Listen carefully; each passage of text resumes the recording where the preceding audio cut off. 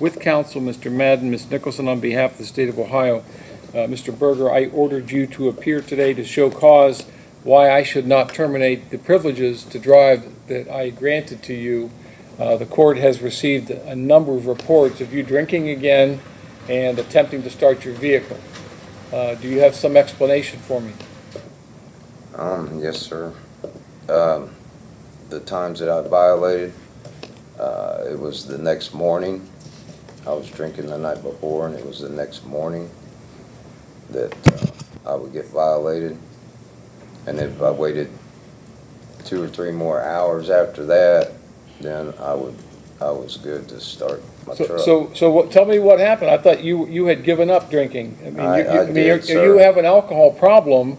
This is you have 7, 8 OVI convictions. You should not be drinking.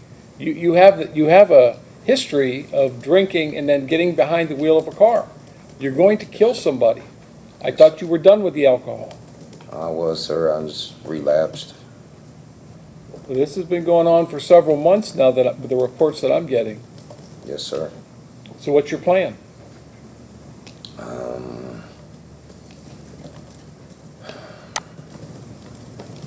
Well, I'm thinking about going back to like Talbot House or something like that. Well, I don't think there should be any thinking about it. Obviously, I don't have the authority to order you to do anything. Yes, sir. But I granted you these privileges because you did well on community control. You remained sober while the time you were on supervision and even after that. Yes, sir. But now you've just like fallen off the wagon and you are a danger when you're drinking and getting behind the wheel of a car. I don't know how to emphasize that to you. Yes, sir. What should I do? Give me one more chance, please. Tell me about this second vehicle that you've purchased. We found a second vehicle registered in your name. I purchased it back in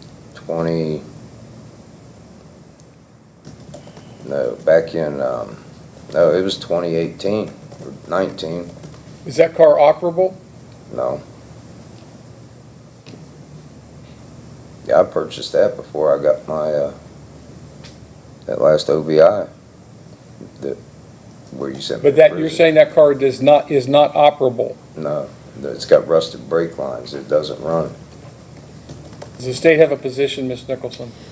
Your Honor, he was granted privileges just about a year ago in order to get that interlock. The fact that he is reporting that the failures are left over from drinking the night before. My previous conversation with Officer Sukavecki, these were .02 and .04 kind of hits on the interlock. So, I mean, I think that speaks to the level at which he's drinking currently. I understand the court doesn't have the ability to order him to do anything. It doesn't sound like he has re-engaged despite his history with alcohol.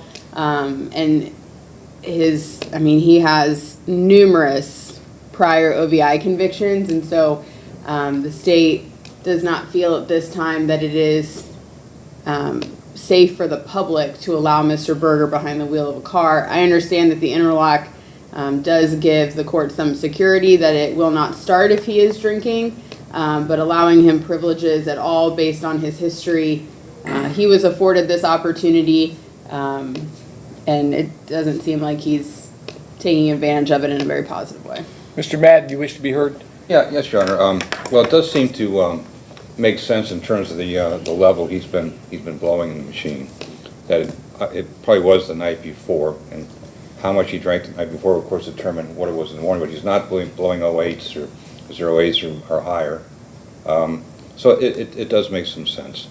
Obviously, he's having trouble stopping drinking, and I don't know what it's going to take. But maybe today, since he thought he was here for a whole other reason, Judge, and he thought that maybe you're going to remove the interlock, and here we are. He's being berated by you justifiably for what he has been doing. It was sent to him clearly stated that he was being ordered to show cause why the license privileges should not be terminated. That was what the order was. I don't know. That's what he called me about. All right. That's why he came in here today. No, I understand. Yeah. All right, Mr. Berger, I am going to give you another opportunity. I'm going to continue with the driving privileges I don't like this, but I don't have any authority to punish you any further.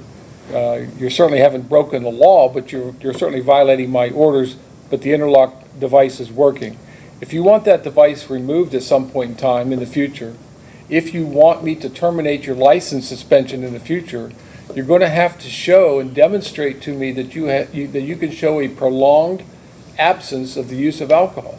Yes, sir. And not attempting to drive after you've been drinking. So, Yes, sir. you know, and again, if you're drinking that much that it's still testing 04 the next morning, that's a problem in that you're drinking that much. So you've got to make a decision.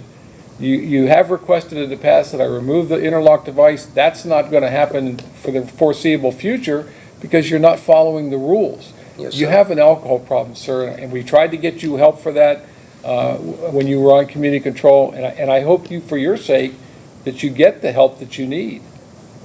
Re-engage in treatment if you have to, but you can't drink.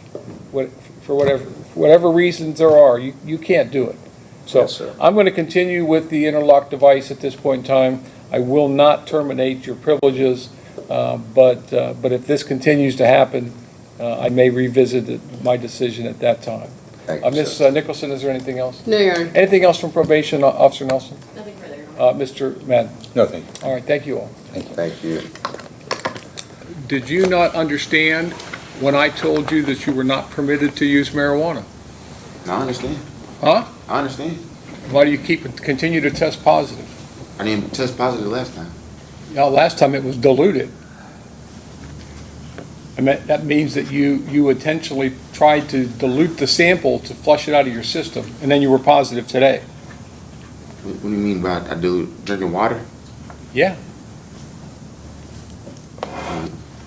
I didn't drink that much water. I drank water so I could take my pee test. So I have to sit in here. Mr. 30. DeSico, you were positive today. I don't know why. All right, I'm going to take you into custody, deputy standing behind you.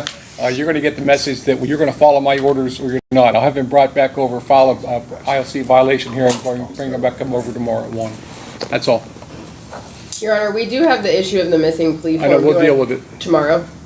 tomorrow or later today. Okay.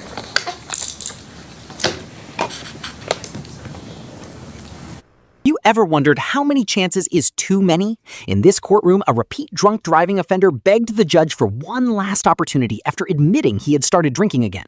Despite multiple DUI convictions, he claimed the alcohol in his system came from the night before, not while driving. The judge didn't hold back, warning that one bad decision could cost an innocent person their life. Instead of sending him to jail, the court allowed him to keep driving with a strict ignition interlock device, but made it crystal clear that another mistake could end those privileges forever. Just moments later, another defendant tested positive for marijuana and was immediately taken into custody, proving that in this courtroom, second chances have limits.